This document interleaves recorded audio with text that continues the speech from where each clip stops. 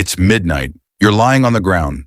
No walls, no door, no lock, just darkness. And somewhere out there in the dark, something is watching you. A saber-toothed cat, 7-inch fangs, silent, patient, a cave hyena, bone-crushing jaw, hunting in packs. A cave lion, 25% bigger than any lion alive today. These weren't just dangerous. These were the apex predators of a world where humans were not at the top of the food chain. Scientists confirmed it in 2025, using AI analysis of ancient bones, that early humans were regularly eaten by predators. Not just attacked, eaten. So how did we survive? How did a species with no claws, no fangs, no armor, no speed, become the most dominant creature on the entire planet? The answer is more brilliant and more brutal than you can imagine. Let's go. First, let's understand what ancient humans were actually dealing with. Because the predators of the Ice Age were not like anything alive today. They were bigger, faster, more dangerous. The saber-toothed cat, Smilodon, not actually a tiger, more like a lion on steroids. 400 kilograms of pure muscle, canine teeth 7 inches long, built specifically to bring down prey 3 to 4 times its own size. Like a mammoth or a human. The cave lion, 25% larger than modern lions, hunted in coordinated prides, fast enough to run down any human in open terrain. No escape by running, not a chance. The cave hyena, larger than modern spotted hyenas, bone-crushing bite force, stronger than any predator alive today, hunted in packs of 10 to 30 animals. Ancient hyena den sites across Europe contain human bones with clear tooth marks. They weren't just a threat, they were actively hunting us. And the giant, short-faced bear, the most terrifying predator most people have never heard of. 6 feet tall on all fours, standing up 12 feet, twice the size of a modern grizzly. And unlike grizzlies, this bear was a dedicated predator, not an omnivore, a killer. These animals weren't just dangerous. They were existential threats to the entire human species.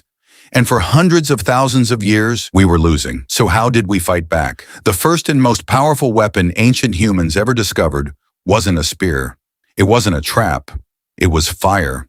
And new research published in 2025 by Tel Aviv University revealed something that completely changed what scientists thought they knew about fire.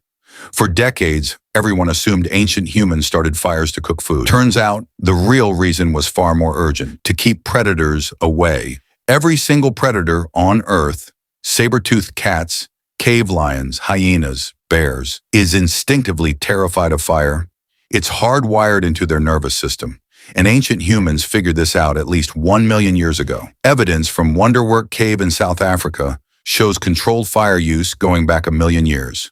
1 million years of keeping predators at bay with a single flame. But here's the detail that really gets me. Ancient humans didn't just light fires. They maintained them. Someone had to stay awake all night, feeding the fire, watching the darkness, making sure the flames never died. Scientists believe this is actually one of the reasons humans develop such complex social bonds. Night watch duty, shared around the group, meant people talked, planned, connected.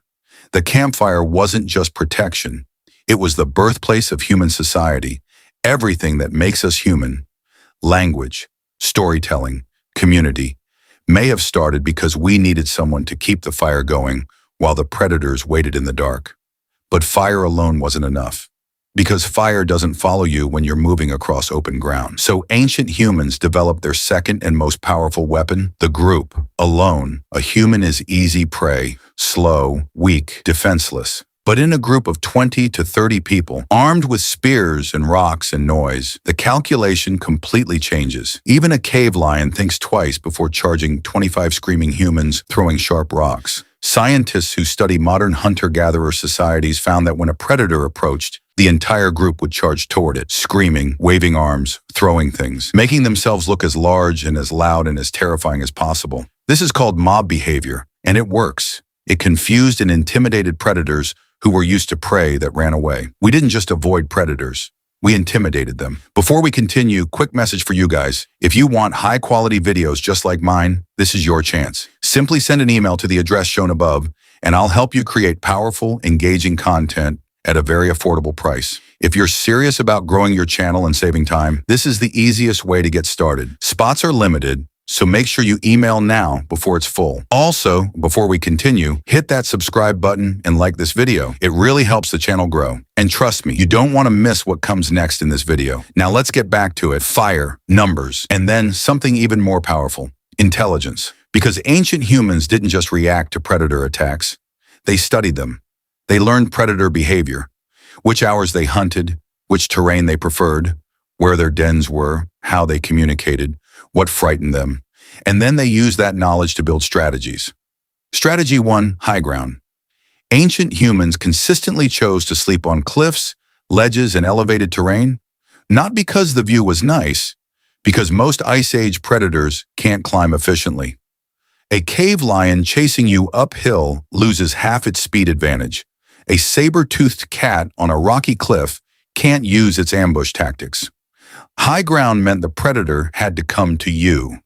Uphill, exposed, invisible. Strategy 2, noise discipline. Modern anthropologists studying surviving hunter-gatherer tribes discovered something remarkable. When moving through dangerous territory, these tribes move in almost complete silence. No talking, no unnecessary movement. Children trained from birth to be completely quiet in the wild. Because predators hunt by sound as much as sight, ancient humans knew this instinctively. Strategy 3, scent masking. Here's one almost nobody talks about.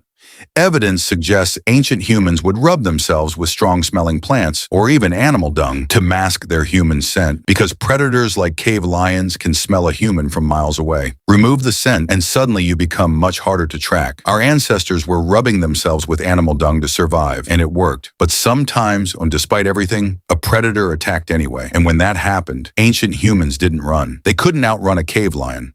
They couldn't outrun a saber-toothed cat. So they did something that required almost unimaginable courage. They stood their ground, and they fought back.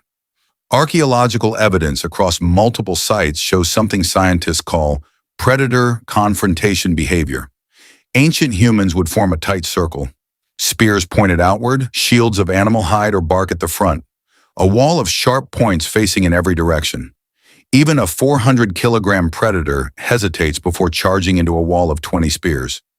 And if the predator did attack, the entire group converged on it simultaneously, not just defending, counterattacking, using weight of numbers and coordinated strikes to overwhelm an animal faster, stronger, and more dangerous than any individual human. There are actually ancient cave paintings that appear to show these moments, humans and predators facing off, humans standing firm. And the fact that we're here today, the fact that the human species survived, is the proof that those ancient fighters won those battles.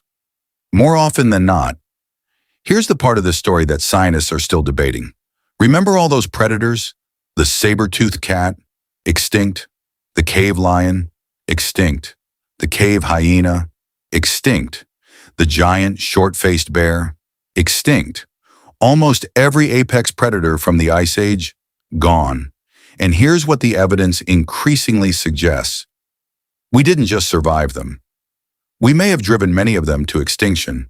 As humans spread across the globe, megafauna disappeared. The pattern is too consistent to be coincidence. Wherever humans arrived, the large predators vanished within a few thousand years. We went from prey to survivor to dominant species, in evolutionary terms, almost instantly. The creatures that once hunted us, the ones we hid from, ran from, built fires against, formed circles against, they're gone, and we're still here. Think about what that means. A species with no claws, no fangs, no armor, no speed. Outthought, outplanned, and outlasted every apex predator on the planet. Not by being stronger, by being smarter, by choosing to stand together instead of running alone, by passing knowledge from generation to generation, which terrain is safe, which hours are dangerous, which plants mask your scent, how to build a fire that never goes out.